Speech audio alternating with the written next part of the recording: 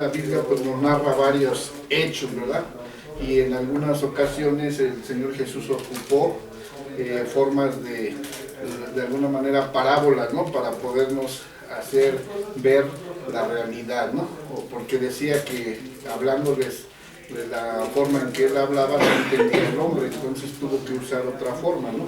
Que podemos ver que son pues semejantes o son algo que da, ¿cómo podríamos explicarlo? Algo que es semejante a la realidad, ¿sí? Bueno, pero ahorita lo vamos a ir viendo. Entonces, en el tema de... ¿Mande? Sí, entonces el tema de hoy es ¿por qué teméis? En esta parte, el autor del manual que estamos siguiendo, aquí da dos incidentes, ahí lo llama incidentes o hechos, ¿sí? Vamos a ver lo que es el incidente número 1 cuando Jesús calma la tempestad, ¿verdad? La tempestad en el mar de Galilea. Y el segundo incidente es la curación del endemoniado gadareno, ¿verdad? Entonces estos son hechos que los conocemos, creo que muy bien, lo hemos leído en alguna ocasión. A veces hasta ya no lo sabemos de memoria, ¿verdad? Pero aquí se trata de poder analizar un poquito más a profundidad qué es lo que el autor nos quiso decir, ¿no? Porque hay veces uno no ve la profundidad que tienen todos estos hechos, ¿eh? Bien, entonces es ¿por qué teméis? Entonces vámonos, si me acompañan a la Biblia, Marcos 4, del 35 al 30 hasta el 41. Vamos a leer para entender un poquito y lo vamos a ir desagregando. Entonces Marcos 4:35 dice: aquel día, cuando llegó la noche, les dijo: pasemos al otro lado. Y despidiendo a la multitud, le tomaron como estaba en la barca, y había también con él otras barcas. Pero se levantó una gran tempestad de viento y echaba las olas en la barca, de tal manera que ya se anegaba. Y él estaba en la popa, durmiendo sobre un cabezal, y le despertaron y le dijeron: Maestro, ¿no tienes cuidado de que perecemos? Y levantándose, reprendió al viento y dijo al mar: calla, enmudece. Y cesó el viento y se hizo grande bonanza. Y les dijo: ¿por qué estáis así amedrentados? ¿Cómo no tenéis fe? Entonces temieron con gran temor y se decían el uno al otro: ¿quién es este que aún el viento y el mar le obedecen? Entonces, ese es el primer incidente que vamos a ver aquí en este título de que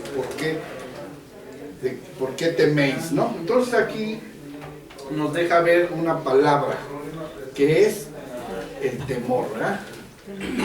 Entonces estos dos hechos están relacionados con eso, con el temor. Entonces aquí podemos ver que Jesús enseña a través de parábolas, ¿sí? Entonces aquí vemos la explicación. La parábola viene del griego parábole, ¿sí? Que es un prefijo que se divide en dos partes. Prefijo, el para es junto a otra cosa, y la palabra vole, tirar o lanzar. Entonces si lo juntamos podría decir que algo que se lanza al lado de otra cosa, algo similar, ¿sí?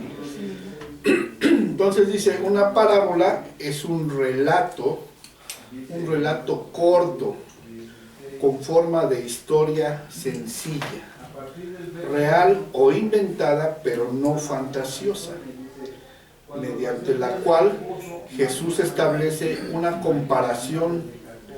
Igual que sucede en tal caso, así sucede en tal otro. Esta comparación pretende mostrar una enseñanza de tipo espiritual. Entonces esa es la finalidad, ¿no?, de las parábolas: ver el aspecto o la enseñanza de tipo espiritual. Porque el Señor Jesús vino ¿a qué? Precisamente a sanar el corazón de los hombres, pero espiritual, no tanto lo físico. Pero claro, aunado a eso, pues tuvo que hacer sanidades físicas, pero sobre todo lo espiritual. Entonces por eso es importante aquí enfatizar en lo que son las parábolas, ¿no? Entonces decimos relato corto, con forma de historia sencilla, que es real, ¿sí? O puede ser también inventada, pero que no es fantasiosa y que va pegada precisamente con la realidad, con el fin de hacer una comparación de lo que sucede. ¿Sí? Bien, nada más ya como una introducción, porque ya creo que lo vieron en la clase pasada o la anterior.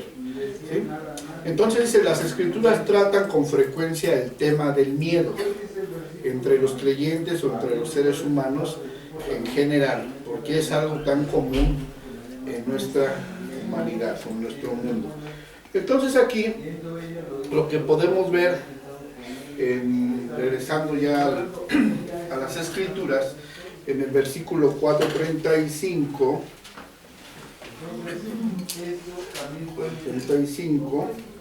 dice, aquel día cuando llegó la noche les dijo, pasemos al otro lado. Entonces ahí, pues realmente si escudriñamos un poquito, vemos que esto tiene, pues de alguna manera un desenlace, ¿no? Vemos que entre versículo y versículo, pues no dicen mucho, pero si nosotros profundizamos, podemos ver, y con lo que el contexto de todo lo que hemos visto, podemos ver que ¿por qué dice que pasemos al otro lado? ¿Por qué creen que el Señor Jesús les dice vámonos a otro lado? ¿Por qué? Porque por lo que estábamos viendo en la clase pasada, el Señor Jesús lo seguían multitudes de gente, decíamos que miles, ¿no? Entonces no lo dejaba ni un momento. Pero él fue un hombre, así como nosotros, un ser humano, ¿sí? Entonces, salud, hermano. Entonces, él, pues, después de trabajar todo un día, ¿sí? Pues él estaba cansado, ¿no? Como cada uno de nosotros, en una jornada de trabajo necesita uno un descanso, ¿no? Porque si no, uno ya no rinde. Entonces aquí dice, aquel día cuando llegó la noche, les dijo, pasemos al otro lado, porque aún en la noche todo lo querían seguir, ¿sí? No lo dejaban. Entonces, de esa manera, él, en el 36 dice, y despidiendo a la multitud, le tomaron como estaba en la barca, y había también con él otras barcas. Entonces, se subió a la barca, se tuvo que subir a la barca para irse al otro lado a descansar, ¿sí? Del otro lado del mar. Dice que tenía que atravesar más o menos 5 millas, un promedio de 8 kilómetros, que es el traslado de un lado a otro, ¿sí? Pero en ese tiempo, en ese momento, dice que hay una tormenta, ¿verdad? Que es lo que vamos a analizar. Entonces aquí nuestro manual, para poder ir entendiendo un poquito mejor, dice, 1, 2, 3, cuarto párrafo. Está claro que esto sucede en el momento en que nuestro Señor se encontraba en un estado absoluto de agotamiento físico, ¿sí? Es en la página 52. ¿Sí? Entonces dice, está claro que esto sucede en el momento en que nuestro Señor se encontraba en un estado de absoluto agotamiento físico. Pues sí, estaba cansado, y como vamos a ver ahorita, aparte del agotamiento físico, era un agotamiento espiritual, intelectual, mental, ¿no? Porque, bueno, se ha demostrado ahora con estudios que hay veces es más, una persona se agota más intelectualmente que físicamente, ¿sí? Entonces, sí, el Señor Jesús, pues el hecho de hacer milagros, se dice que, bueno, lo vamos a ver más adelante, que salía poder de él.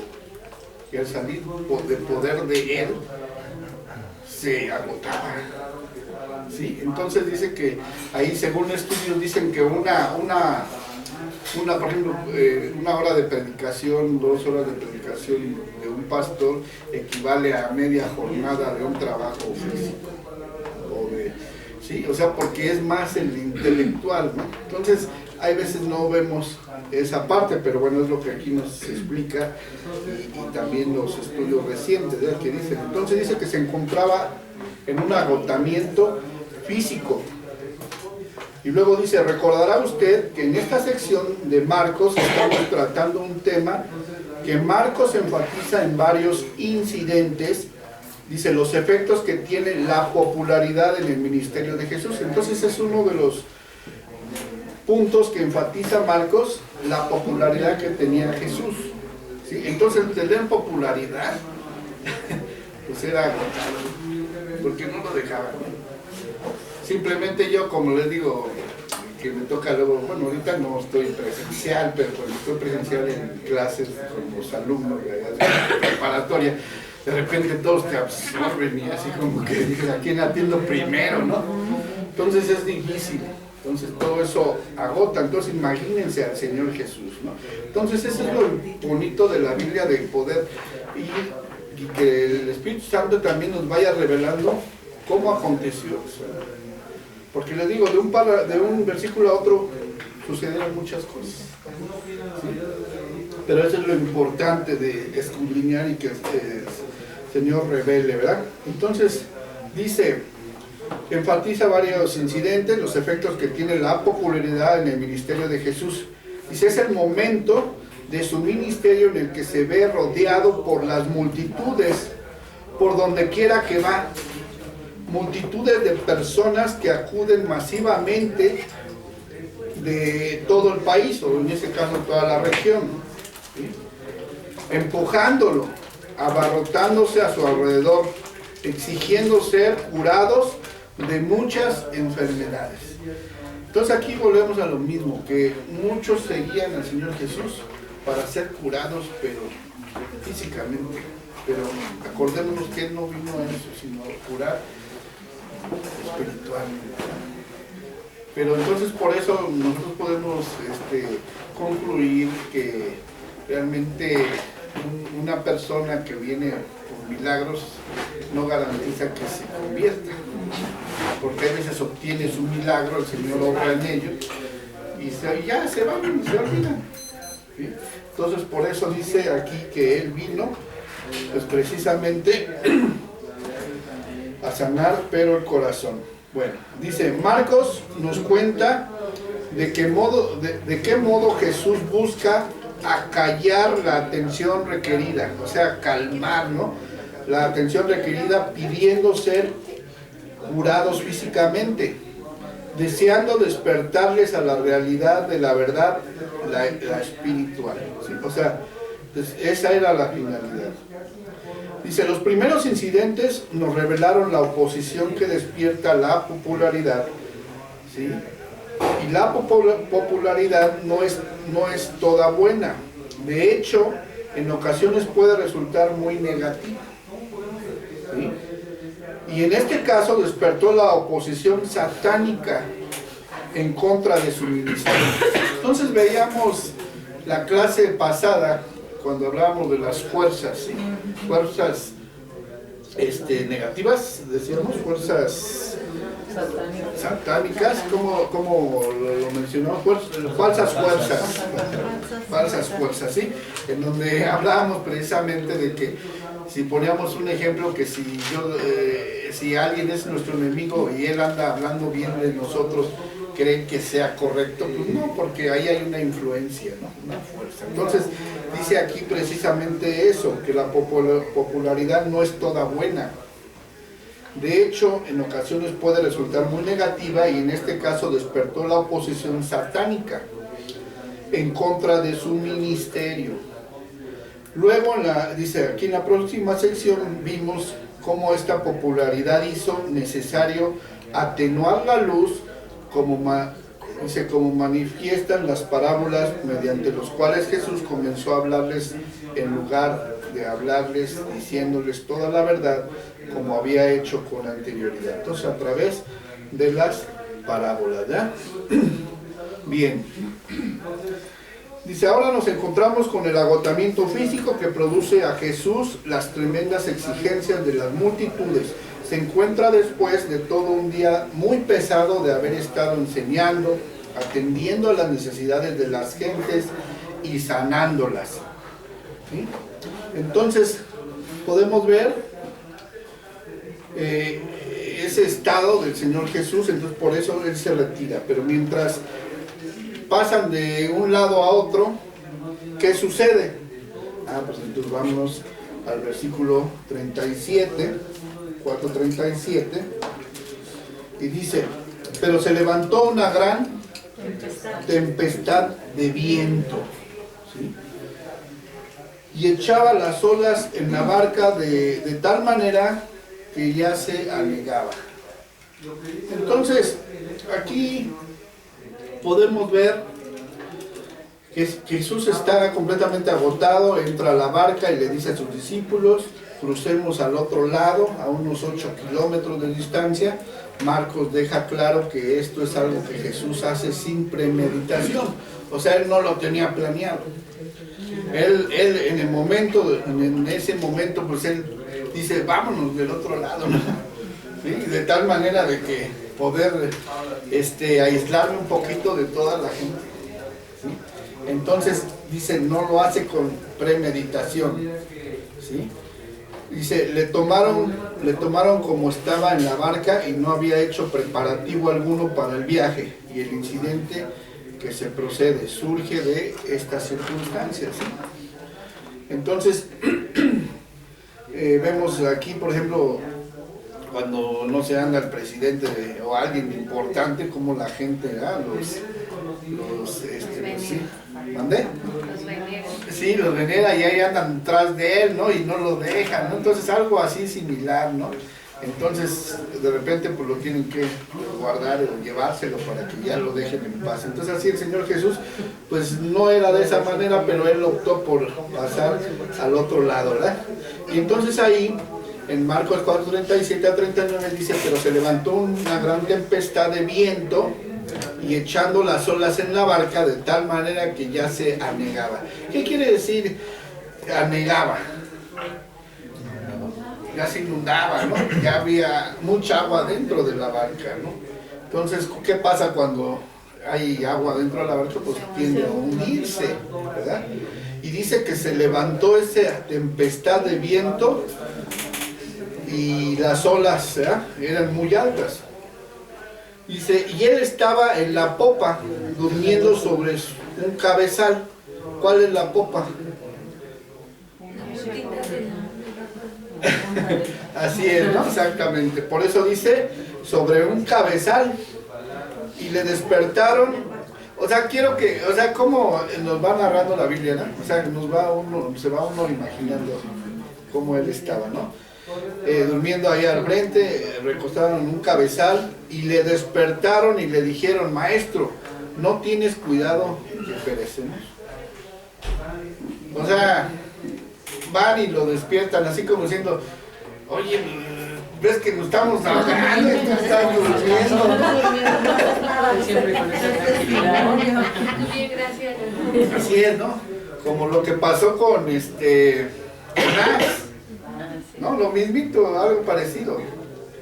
Que cuando el Señor manda a Jonás a Nínive, ¿verdad? ¿Qué hace Jonás? Agarra y le dice el Señor, ve a Nínive, y él agarra para otro lado, ¿no? Agarra un barco.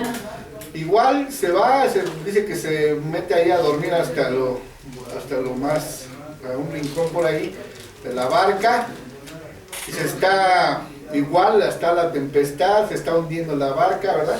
Y él bien dormido ahí. Y llegan los demás y dicen, oye, pues estamos hundiendo, ayúdanos, ¿no? O sea, así me imagino le dijeron al Señor Jesús, oye, ayúdanos, haz algo, no sé qué pudo haber, ¿no? Y dice, y levantándose, reprendió al viento y dijo al mar, calla, enmudece, y cesó el viento y se hizo grande bonanza. Entonces, aquí podemos ver algo que les sucedía a los discípulos, porque eran los discípulos que iban con él, que entró temor. ¿Temor a qué? A morir, ¿no? Sí, porque se estaban inundando. Entonces nosotros, si esto lo vemos en nuestra vida, pues es lo mismo. Nosotros, ante las circunstancias, igual nos invade el temor, ¿sí? El temor. Bueno, entonces, dice aquí que entonces se levanta el Señor y reprendió al viento. Entonces, detrás de esto vemos una fuerza demoníaca, fuerza satánica, ¿sí? ¿Por qué? Porque realmente dice que no le dijo a las olas, o no le dijo al viento, viento, detente, o olas, calma, no. Vean cómo dijo. Levantándose reprendió al viento y dijo al mar, y dice, pero dice, calla, enmudece. ¿A quién? Al que está detrás de eso. ¿Sí? Sabemos que siempre hay algo atrás, o sea, siempre el enemigo está atrás. Y acuérdense que pues el enemigo pues estaba tratando de destruir, de quitar al camino al Señor Jesús. Entonces ahí podemos ver eso, ¿sí? Ahora lo vamos a ver con más detalle. Y dice, Marco nos indica, ahí en la misma 52, penúltimo párrafo, dice, Marco indica que había ciertos testigos presentes que podían dar fe del fenómeno tan extraordinario que sucedió. Y había otras barcas con él. Entonces ahí podemos ver que no era una sola barca, había varias. Entonces, donde sube el Señor Jesús, aparte iban otras barcas, entonces también los demás fueron testigos. Hay testigos oculares. Y había otras barcas con él. Marcos añade esto con el fin de asegurarnos que lo que sucedió durante ese viaje no fue una alucinación.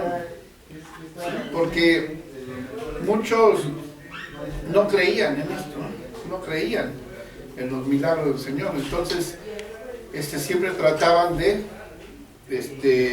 contradecirlo o boicotearlo. Entonces, realmente hay testigos. Por eso podemos ver ahí que en las otras barcas iba gente.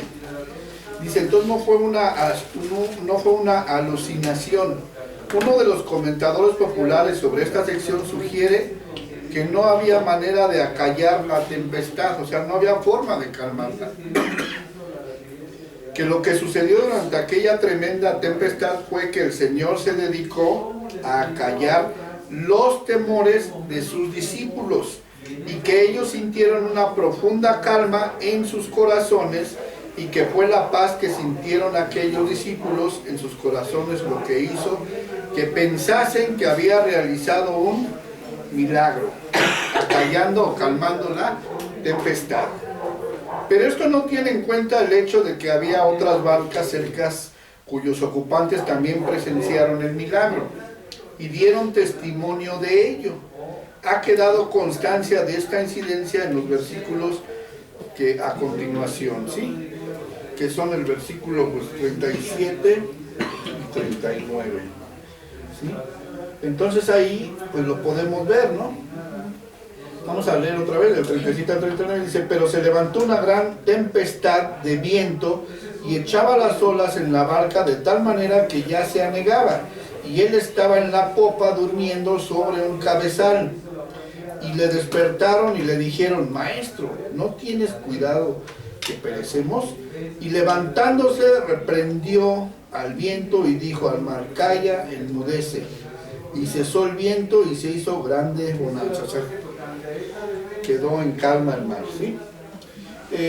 Ahí en Mateo habla, bueno, la diferencia entre Mateo y Marcos habla de que dicen sus discípulos, nos ahogamos, ¿no? Dicen que perecemos, ¿no? Perecemos. O sea, hay una diferencia con el Evangelio de Marcos. Bien, 53 dice, en este incidente se encuentran todos los elementos básicos de un drama, ¿verdad? Tenemos la tempestad que ruge, que se produce de repente en el mar.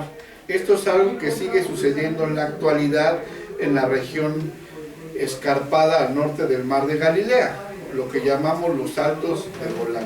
En ese terreno irregular y es abrupto y es fácil de que los vientos se concentren y de repente hagan sentir toda una fuerza sobre el mar. Bajo esas condiciones se podría desencadenar una fuerte y violenta tempestad. Entonces ahí, por las condiciones también, pues ellos también le buscan una razón de alguna manera científica, y que dicen que en ese lugar, por las altas temperaturas, todo es común que se haga ese tipo de tempestades, de olas, ¿no? Entonces aquí es lo que está diciendo el autor.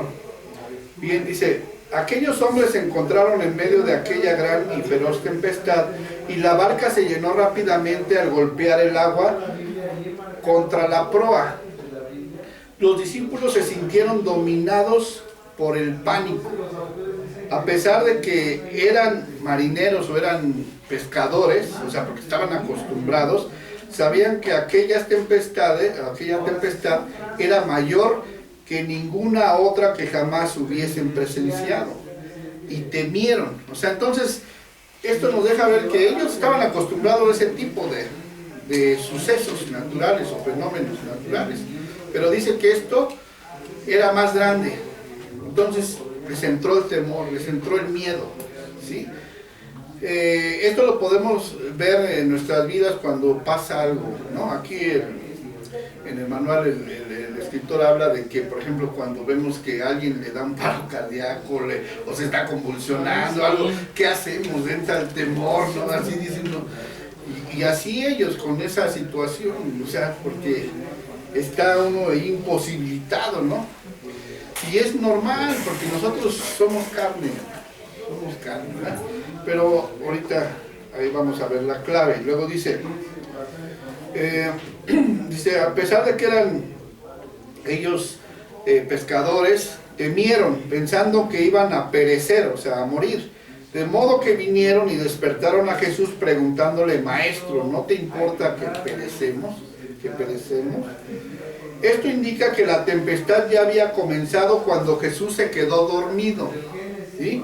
De no haber sido así, no le hubiera acusado de indiferencia ante su difícil situación, ¿sí?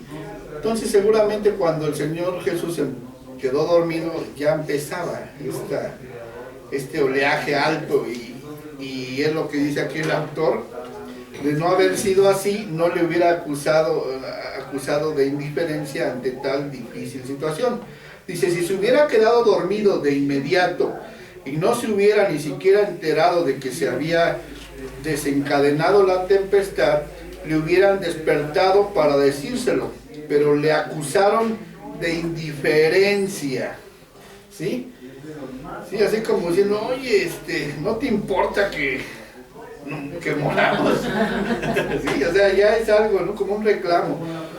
En medio del creciente peligro, Jesús se había quedado dormido. Eso era lo que le había molestado a los discípulos. De modo que se acercaron a él, preocupados y molestos. No solo por el peligro evidente, sino por la aparente indiferencia del Señor ante tal necesidad de ellos, ¿verdad? Y aquí el autor hace esa pregunta: ¿se ha sentido usted así en alguna ocasión? O sea, ¿nos hemos sentido así? Pues sí. Esto es del pan, dicen, de cada día, ¿no? Pasa.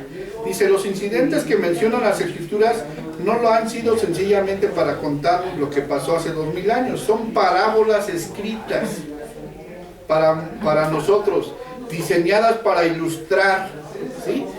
Para ilustrar.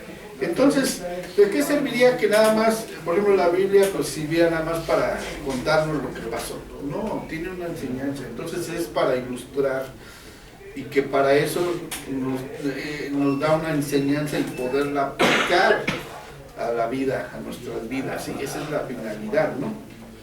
Porque, pues, ¿de qué sirve que nada más sea para saber lo que sucedió? O sea, no tendría sentido. ¿sí? Entonces aquí por eso dice, son parábolas escritas para nosotros, diseñadas para ilustrar exactamente lo que nos sucede a nosotros en el ámbito espiritual de nuestras vidas. Entonces, cuando hay una circunstancia, una situación, sabemos que detrás de eso